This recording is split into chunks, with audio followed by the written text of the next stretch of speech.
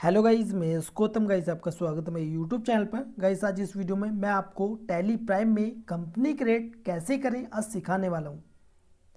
तो गाइज इस वीडियो को स्टार्ट करने से पहले यदि आपने मेरे चैनल अब तक सब्सक्राइब नहीं किया है तो प्लीज़ सब्सक्राइब कर दीजिए और वीडियो को लाइक कर दीजिए ऐसी बेनिफिशियल वीडियोज़ के लिए।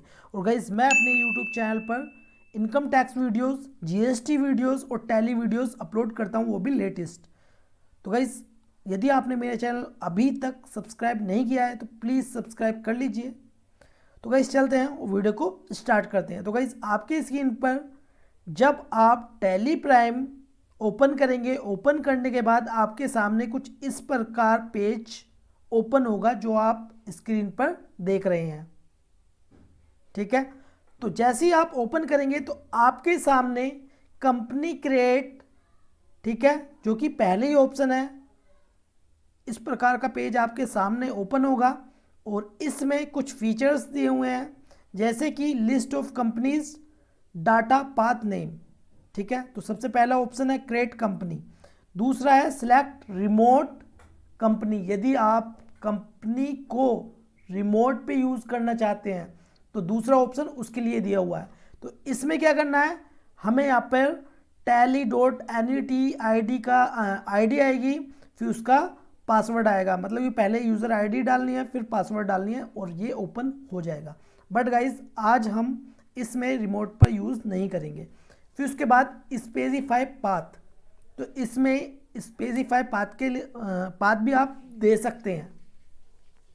ठीक है, फिर सिलेक्ट फ्रॉम ड्राइव, तो इसमें ड्राइव भी आप चूज़ कर सकते हैं।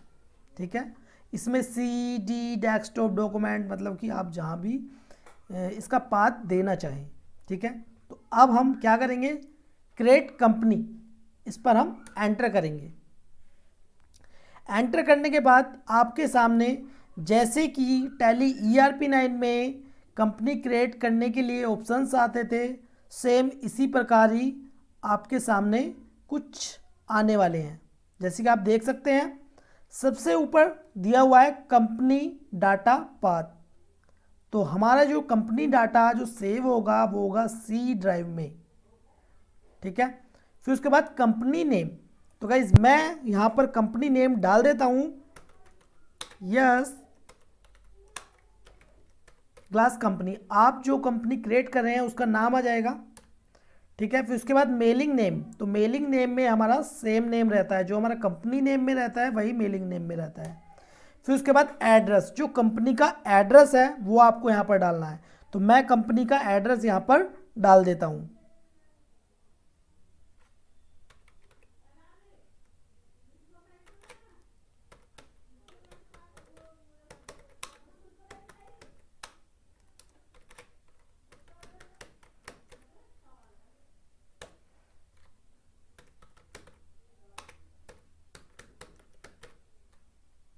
ठीक है, मैंने यहाँ पे जो है कंपनी का एड्रेस डाल दिया। तो आप जो कंपनी क्रिएट कर रहे हैं उसका एड्रेस आपको डाल देना है।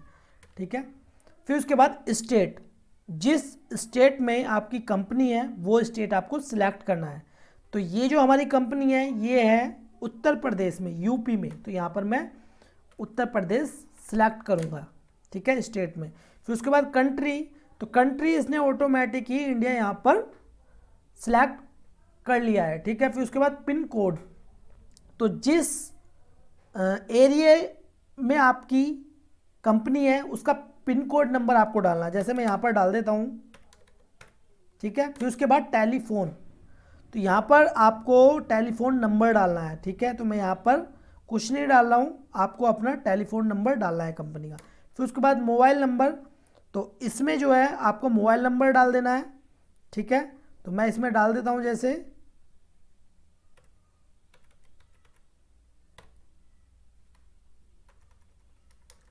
ठीक है, मैं जो है इसमें डाल देता हूँ। फिर उसके बाद फैक्स और ईमेल, तो इसमें मैं कंपनी की ईमेल डाल देता हूँ। ठीक है, फिर उसके बाद वेबसाइट, यदि कंपनी की कोई वेबसाइट है तो वेबसाइट भी इसमें हम डाल देंगे। ठीक है, मैं इसे ऐसे ही रहने देता हूँ। फिर उसके बाद देखिए फाइनेंशियल ईयर बिगनिंग फ्रॉम, तो गाइस जो आपकी फाइनेंशियल ईयर में आप काम कर रहे हैं वो आपको यहाँ पर डालनी है। तो यहाँ पर ऑटोमेटिक ही 1 अप्रैल 20 यहाँ पर ये ले रहा है, ठीक है। तो मैं इसको 1 अप्रैल 20 ही रहने देता हूँ, क्योंकि फाइनेंशियल ईयर जो है वो 1 अप्रैल 20 से स्टार्टिंग है, ठीक है। और बुक्स बिगनिंग फ्रॉम, तो कब से आप बुक्स स्टार्ट कर रहे हैं तो वो आपको डाल लेनी है, ठीक है। तो मैं इसे 1 अप्रैल 20 ही रहने देता हूँ, ठीक है। एंटर करूँगा। एंटर करने के बाद बेस करेंसी सिंबल, तो यहाँ पर करेंसी का सिंबल आ रहा है, जो हमारी इंडिया की करेंसी का जो सिंबल है वो आ रहा है, ठीक है। फॉर्मल नेम में हमारा INR, ठीक है, ये हमारा फॉर्मल नेम है करेंसी का। तो एंटर करेंगे। एंटर करने के बाद इसमें एक्सेप्ट करने के लिए यस करेंगे, ठीक है। वाई प्रेस करेंगे। वाई प्रेस करने के बाद देखिए अभी यहाँ पर कंपनी क्रिएटेड सक्सेसफुली हो जाएगी, ठीक है, हो चुकी है। और इसमें कुछ आपके सामने इसके फीचर्स आएंगे। तो इसमें अभी कुछ हाइड फीचर्स हो रखे हैं जो कि हम इसे फुल कर देंगे। तो शो ऑल फीचर जो नो है इसको हम यहाँ पर यस कर देंगे। तो अब हमारे सभी जितने भी फीचर्स हैं वो आपके सामने आ जाएंगे। अब हमें क्या करना है, अब हमें इन फीचर्स को अपने अकॉर्डिंग यस या नो करना है, ठीक है। मेंटेन अकाउंट्स, जो कि अकाउंटिंग में पहला ही इसमें फीचर्स है, मेंटेन अकाउंट्स, ठीक है। तो हम इसे यस करेंगे। अनेबल बिल वाइज, यदि आप इसको बिल वाइज करना चाहते हैं तो आप इसे यस करेंगे, अन्यथा नो कर देंगे। फिर उसके बाद है अनेबल कॉस्ट सेंटर्स, यदि आप इसे कॉस्ट सेंटर भी यूज़ करना चाहते हैं तो आप इसे यस करेंगे, अन्यथा नो रहने देंगे। फिर उसके बाद अनेबल इंटरेस्ट कैलकुलेशन, यदि आप चाहते हैं कि इंटरेस्ट की कैलकुलेशन हो तो आप इस ऑप्शन को यस करेंगे, अन्यथा नो रहने देंगे। तो गाइज मैं फ़िलहाल इन सभी को नो रहने देता हूँ और सिर्फ मेंटेन अकाउंट्स को यस करता हूँ और अनेबल बिल वाइज एंट्री को यस करता हूँ, ठीक है। Enter enter. फिर देखिए नीचे आता है इन्वेंट्री के फीचर्स, ठीक है, मेंटेन इन्वेंट्री, तो हम इसको यस कर देंगे। फिर उसके बाद दूसरा है इसमें हमारा इंटीग्रेटेड अकाउंट्स विद इन्वेंट्री, तो आप चाहते हैं इंटीग्रेट अकाउंट्स विद इन्वेंट्री, तो आप इसे यस करेंगे, अन्यथा नो रहने देंगे। फिर उसके बाद अनेबल मल्टीपल प्राइस लेवल, यदि आप चाहते हैं मल्टीपल प्राइस लेवल तो आप इसे यस करेंगे, अन्यथा नो कर देंगे। तो मैं इसे नो ही रहने देता हूँ। अनेबल बैचेस, यदि आप चाहते हैं बैचेस के बारे में तो इसे यस करेंगे, अन्यथा नो कर देंगे, ठीक है। Enter.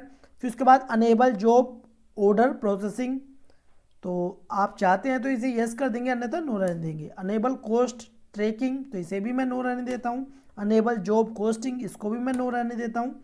Use discount column in invoices, यदि आप चाहते हैं आपके इनवॉइसेस में डिस्काउंट का कॉलम शो हो, मतलब आपको दिखाई दे, तो आप इसे यस करेंगे, अन्यथा नो कर देंगे। तो मैं इसको यस कर देता हूँ। फिर उसके बाद use separate actual and build quantity columns in invoices, तो यदि आप बिल की क्वांटिटी का जो कॉलम है इनवॉइस में उसको सेपरेट चाहते हैं तो इसे यस करेंगे, अन्यथा नो कर देंगे। तो मैं इसको भी यस कर देता हूँ। फिर उसके बाद हम बात करते हैं टैक्सेशन की, ठीक है। तो इसमें enable goods and service tax, तो ये जीएसटी के लिए अनेबल करने के लिए आपके सामने ऑप्शन आ रहा है, तो आपको जीएसटी में यस करना है,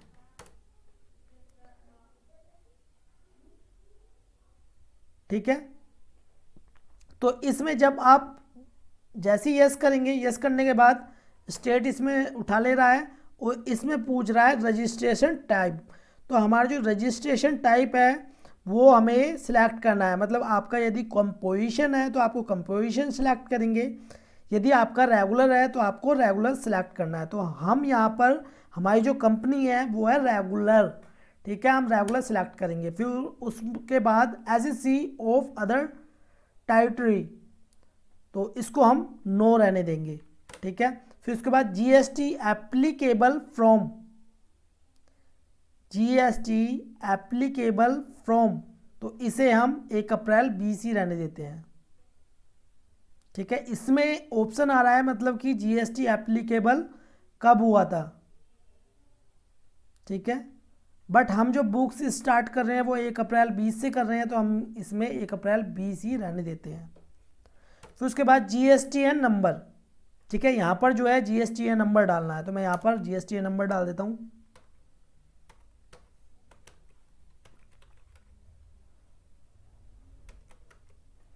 मैंने जो है इसमें जीएसटी नंबर डाल दिया है।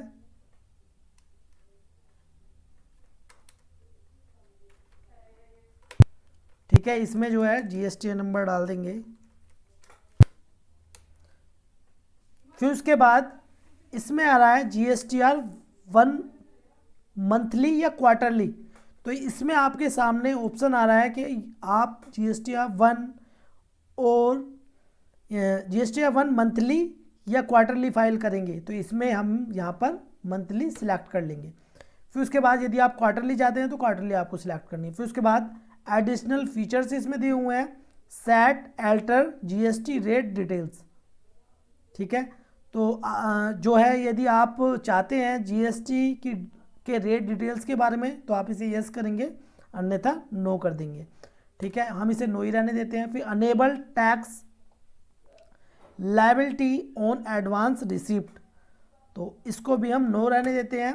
Enable tax liability on reverse charge, तो इसको भी हम यस कर देंगे, बल्कि हम सेट अल्टर जीएसटी रेट को भी हम यस कर देते हैं। ठीक है, तो इसमें यदि आप जब रेट पर आप एंटर करेंगे, रेट पर एंटर करने के बाद आपके सामने टैक्स डिटेल्स आएगी। इसमें टैक्सेबिलिटी इसमें पूछ रहा है एग्जाम्प्ट है, निलेटेड है या टैक्सेबल है। ठीक है, आपकी जो आइटम है वो आपको यहाँ पर सिलेक्ट करना है। ठीक है, तो हमारा जो आइटम है वो टैक्सेबल है।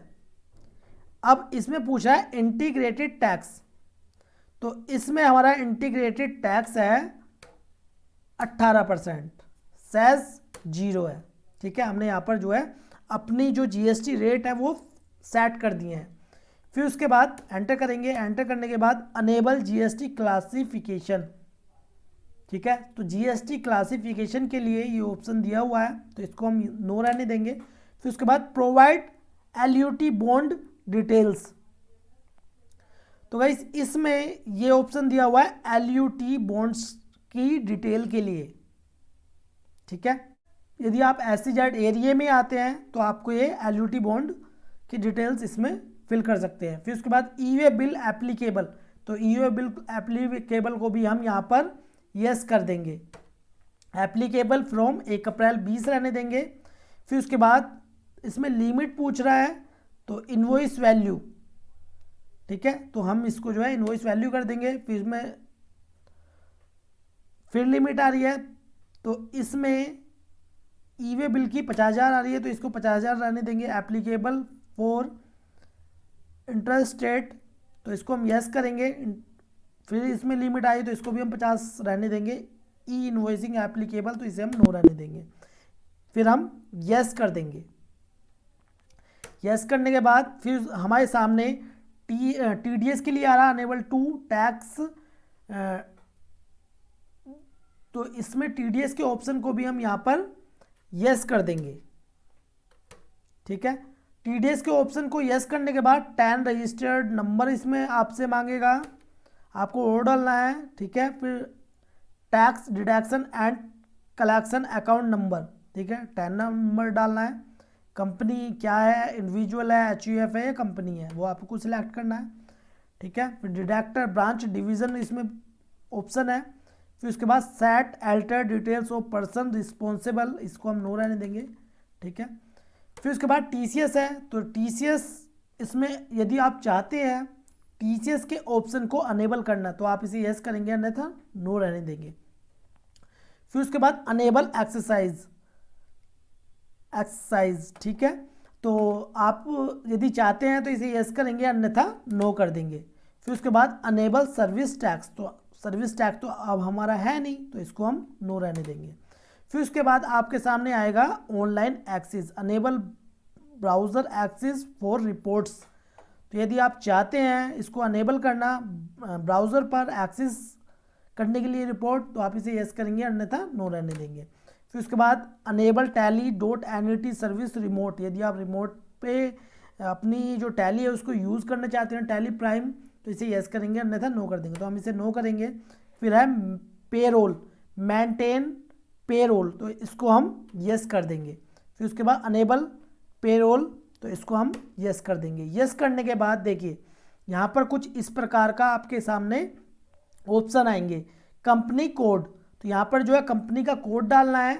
फिर उसके बाद कंपनी अकाउंट ग्रुप कोड, तो यहाँ पर ग्रुप कोड आएगा। फिर उसके बाद कंपनी सिक्योरिटी कोड, तो इसके बाद कंपनी सिक्योरिटी कोड आएगा, ठीक है। फिर उसके बाद एम्प्लॉय स्टेट इंश्योरेंस, तो इसमें कंपनी कोड डालना है। फिर उसके बाद ESI ब्रांच ऑफिस डालना है। फिर उसके बाद standard working days per month इसमें डाल देना है। सॉरी, उसमें जो आएगा वो ESI ब्रांच ऑफिस आएगा। फिर उसके बाद है standard working days per month, तो इसमें डाल देना है। फिर उसके बाद नेशनल पेंशन स्कीम में कॉरपोरेट रजिस्ट्रेशन नंबर इसमें डालना है। फिर उसके बाद कॉरपोरेट ब्रांच ऑफिस नंबर इसमें डालना है। फिर उसके बाद इसमें tax deduction and collection account number, मतलब कि टैन नंबर इसमें डाल देना है। टैन रजिस्ट्रेशन नंबर डालना है। फिर उसके बाद फिर income tax circle on ward, तो इनकम टैक्स वार्ड इसमें डालना है, ठीक है। फिर उसके बाद गवर्नमेंट या अदर्स, जो डिडक्टर टाइप है वो गवर्नमेंट है या अदर्स है, तो इसको गवर्नमेंट रहने देंगे। फिर इसके बाद डिडक्टर ब्रांच डिवीज़न इसमें डाल देनी है। फिर उसके बाद नेम ऑफ पर्सन रिस्पॉन्सिबल का नाम आ जाएगा।